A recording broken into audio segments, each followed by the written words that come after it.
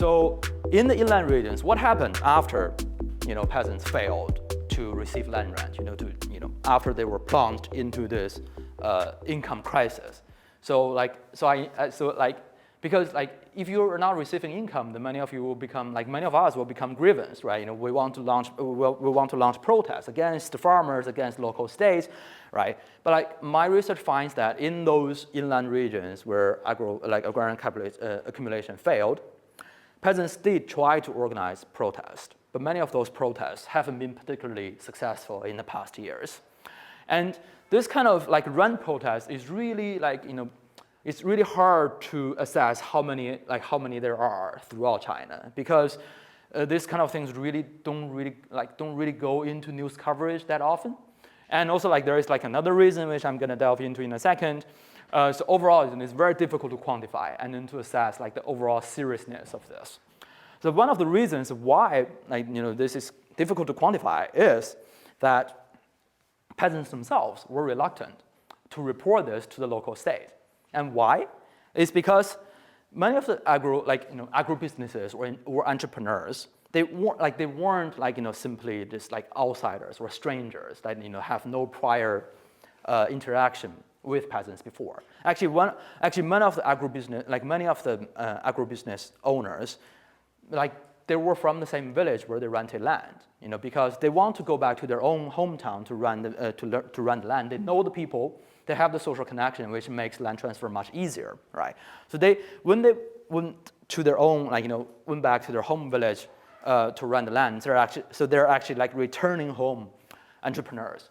So in this sense, capital really is socially embedded. It's not something external to the village communities.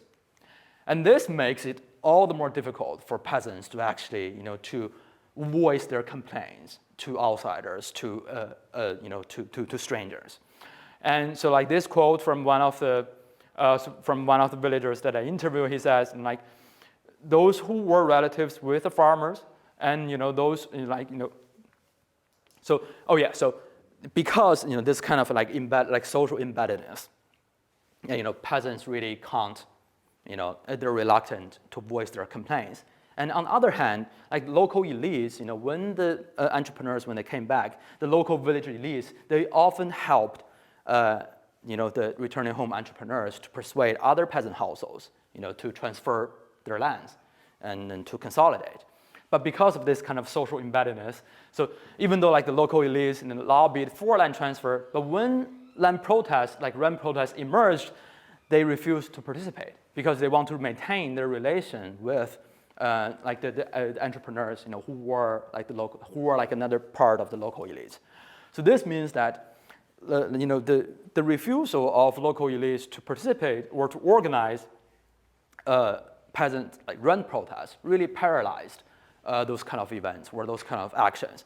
And ordinary peasants, without the help of local elites, local peasants weren't really able to mobilize through this kind of vertical social, local, village social networks. So, the previous, many studies before have found, when peasants protest against state actors is usually local, village heads or teachers or ex-soldiers who acted as peasants' leaders. But this is not the case here, because many of those local elites were connected to the entrepreneurs. Yeah. So yes, this is a quote from one of the villagers as to why they failed to mobilize. So those who were relatives with the farmer and those who lobbied on their behalf, they all took money from the farmer privately. So they had ability, but they didn't lead. So people who were impacted, the most were the small ones, the ordinary villagers who don't really have local power. So these are the people who can't make money. They didn't have the ability to pressure the farmers. So this is why this kind of vertical mobilization among village residents failed to materialize. And why? So if that fails, then can peasants try organize among themselves, right? So that also fails so far, and that has to do also with the embeddedness of agrarian capital, because these are not strangers. This can be your nephew, or this can be the son-in-law of my cousin or something, right? So this makes it really difficult for peasants to organize protest.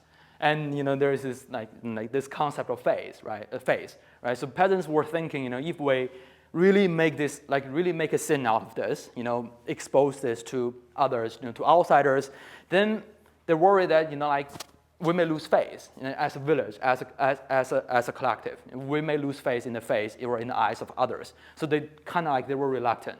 So this person was saying we're all from the same village. No one wants to lead because we're too embarrassed. This. Well, one of the farmers' extended household has at least several dozen people.